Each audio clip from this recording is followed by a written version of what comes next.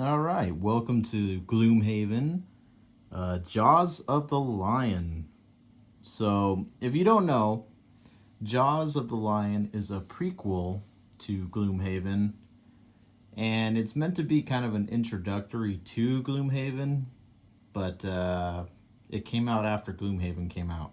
So, oh well, it is what it is. But I still think it'd be interesting to go through it and play through the story of the prequel before Gloomhaven, the game, started, and dealing with the gloom and the void and all that stuff that happens in the main story. Plus, I think there's some cool characters that we can kind of get introduced to and get to enjoy.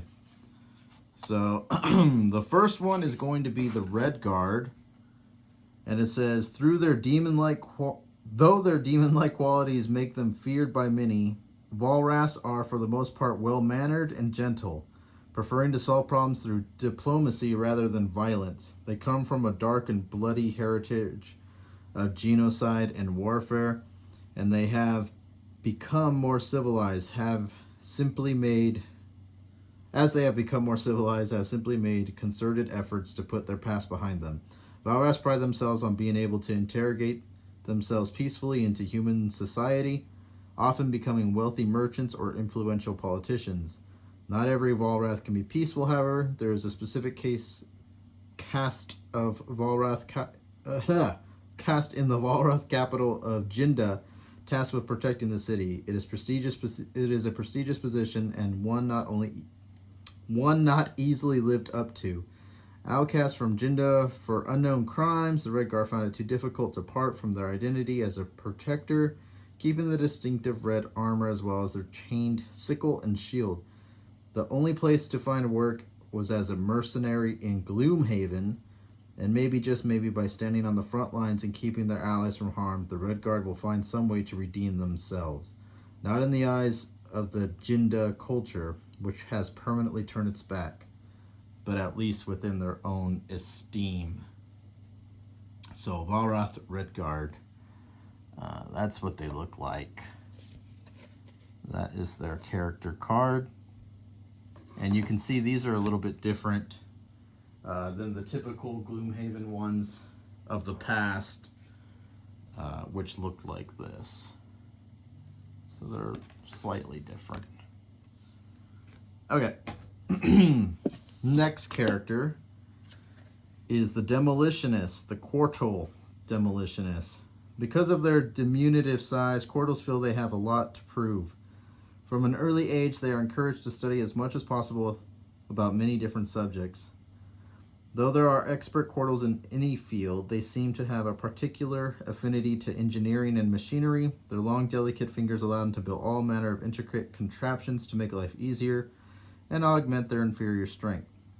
Though they are not numerous, Quartals can easily integrate themselves into any society due to their expertise in critical fields and their charming, graceful demeanor. Only a fool would shun a Quartal's offer to help. Even when augmenting themselves with machines of their own creation to destroy anything that stands in their path, Quartals will do it with charm and flair. Though they may be small, demolitionists don't let that hold them back in the least. Between their rocket boots, multitude of bombs, and giant piston fists, they are forced to be reckoned with. Sometimes the only path forward is the one they create themselves. In such cases, it is best just to get out of their way. There is our Demolitionist.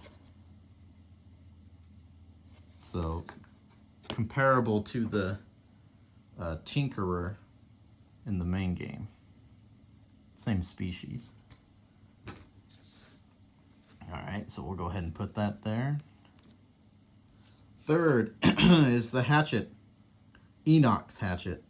The Enochs are a primitive and barbaric race preferring to live in the small nomadic tribes scattered across the wilderness. There they subsist through hunting and gathering, scrapping together a meager existence while fighting off the more dangerous creatures of the wilds. What they lack in intelligence and sophistication, they make up for with their superior strength and size, always eager to prove themselves in a challenge. And one should certainly take care in challenging an Enochs. Their society does not pay much heed to ethics or mortality. morality, sorry. For the Enochs, it is all about survival, kill or be killed.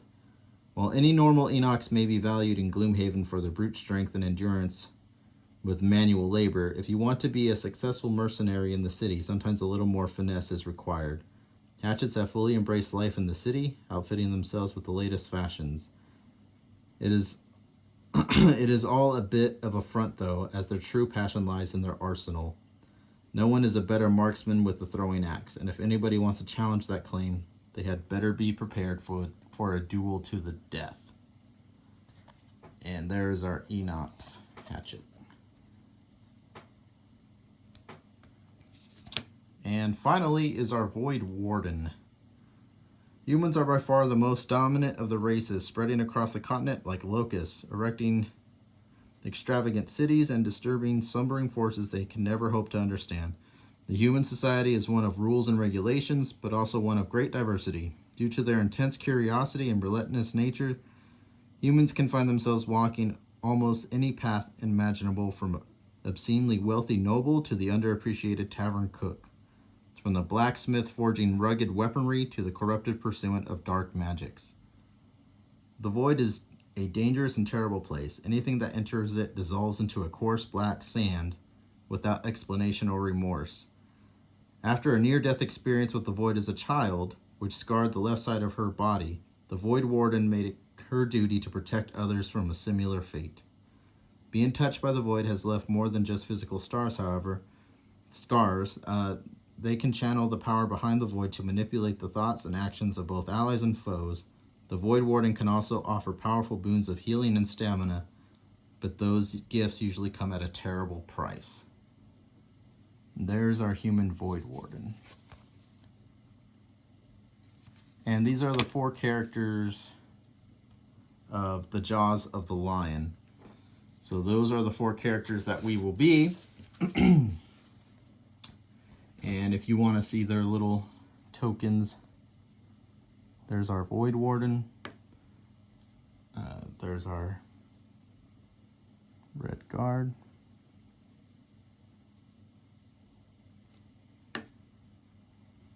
Our Demolitionist.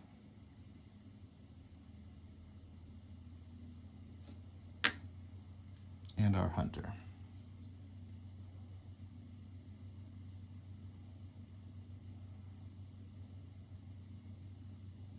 So there they are, ready to start their journey. Like I said, this is kind of a prequel, so it's all going to take place in Gloomhaven. This is our world map, basically. It's all going to be Gloomhaven. We do have stickers for our quests, like the other, the main game, I guess you could say. So we'll use that when the time is right. But unlike Gloomhaven, there is no map piece to set up. Instead, we're just going to place objects on a book and just kind of go from there, because it's not the main game. So it doesn't have tile pieces. So if you look, like this is a tile piece from the main game. It doesn't have these. It's just going to be from the book, because it's meant to be an intro to the game. One thing I'll say about Quest 1 is Quest 1 you use what's called A cards. See how it has an A up there? And they just kind of describe exactly what it's doing to help a beginner player. And so like that's the Void Warden. This is the Red Guard. See how it kind of says what's happening there? And that's how it'll be for the first 3 quests, and then you go on to your regular level 1 cards. So first things first, we're gonna do a city quest, and it says, "There's a saying, mess with the sleeping lion and you'll get the jaws. Today's one of those days where you earn that drink discount." You knock on the door of Zane, an orchid who switched from providing assurances to providing excuses. He opens up and you let him know that it's time to settle his tab. Come on, he sent the jaws, right? Okay, problem is, you're a day early. I've got a lot of gold coming my way. Huge haul on some bets, guaranteed money. You notice some packed bags inside the doorway. Zane speaks up. Oh, that's nothing. Was just my plan B. No big deal. Don't need that anymore. I'm rolling in cash, or at least I will be tomorrow. Heck, I'd be willing to toss you something for the delay.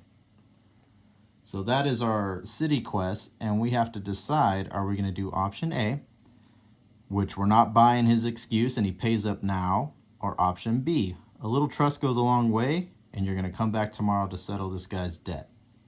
So this is our first thing, is to decide what we're going to do there. Next, we decide on our main quest goal. And if you're new to Gloom, everyone gets a quest goal. You don't get a main overall goal because you're not going to switch characters in this prequel. So we'll start with our first guy, the Red Guard.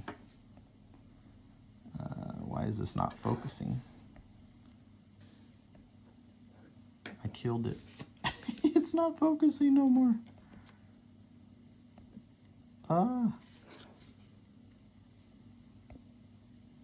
Okay. I don't know why it's not focusing, but we'll start with our Red Guard here. And he drew Weakling, become exhausted before any other character. So basically he has to die to get this check mark. That's wonderful. It's a terrible one to have. Next is our Demolitionist, demo guy. And he drew Transmitter. Apply any negative condition to a monster while you have any negative condition. That might be hard to do. Next is our Hatchet. And he got Trailblazer. Open a door and end your same turn in the revealed room. You're not going to get this one because there are no rooms in this first quest. These are terrible. And then last is our Void Warden, who got the Stagler. Never short rest. So never short rest, never regain your cards, always do a long rest. That one you could actually do. Cool. That's what we got. Let's set up our first quest.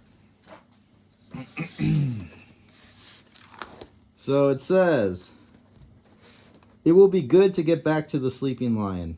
After a fortnight going up and down the Still River, chasing a bad lead on a missing blacksmith, you can almost feel the warmth of the inn's hearth when Gloomhaven's wall come into view. You are almost home. To be fair, it's not just the blacksmith. An alarming number of people within the poorer districts of the city have gone missing. Usually nothing comes of it, though. Just another poor soul forgotten out here on the edge of civilization. The blacksmith's wife, Sandy, however, managed to somehow scrape enough money together to hire you to find her husband. You're not sure where the money came from, but no matter the source, it couldn't have come easy, which makes it doubly painful to return to the city empty-handed. So we failed our quest. Great. True, Sandy was a little light on payment, but you are the Jaws of the Lion, one of the most well-known mercenary groups in this backwater dump of a town. Surely it can't hurt to take a charity case every once in a while. Getting good jobs is about maintaining a reputation, after all, which is why you really need to get to the bottom of this and not return to the widow with nothing but the calluses on your feet. Also, you probably shouldn't call her a widow to her face, at least not until the fate of the blacksmith has been confirmed. Given, however, that none of those who had disappeared have returned, the outlook is grim. As these cheery thoughts pass through your mind, you notice movement up ahead and immediately draw your weapon. The sun has dipped low in the sky, reducing visibility, but you can clearly see some ramshackle wooden barricades blocking the road in front of you. And sure enough, as you cautiously approach the scene, vermlings jump out from behind the obstruction, flashing crude swords and sharp sticks. You have to admit you are quite tired from the day's journey, but still, these oversized rats certainly picked the wrong group of travelers to ambush today. You are the Jaws of Lion, after all, and are always ready to show there is only one outcome for anyone who dares threaten you. All right, that takes us to the roadside ambush, which is quest 1. The introduction here. The road back to Gloomhaven has been long, and now you get attacked by vermlings when all you want is a warm meal and a soft bed. Well, it makes you mad enough to kill these mangy creatures before you collapse from exhaustion. Of course, the Vermlings have other plans. They gibber about wanting your coin and the meat on your bones. Nasty things, really. Best to ignore their ranting and end this quickly. Okay, so some special things for this quest is we're only using A cards. The Vermling Raiders will only have an initiative of 50 for each round. So pick cards below 50 and you will go before them. And they move at a value of 1. If there is a character next to them, they will attack with a value of 2. So this is how it looks in this game here. If I can kind of set this up. There we go. And we'll put our characters here. 3 and 4. And this guy goes there. Okay. So this is the setup. If I can get it to zoom in. There we go. That's better. So these are how the maps are going to pay out. You see how the tiles are in the book itself. This is how the Jaws of the Lion will play out. These are our enemies, these Vermling Raiders. I don't know if you can see that. But those are our enemies there. You can see their stats. So they have 5 hit points, 1 movement, 2 attack. The yellow ones, which are the elite ones, have 10 hit points, 1 movement, 2 attack. So they have more, they have double hit points. That's what these yellow ones have. So there's that. These green things are obstacles, so you can't go through these or shoot through them. So we have some obstacles here. The demo guy can destroy the obstacles if we want. Oops, he should be here.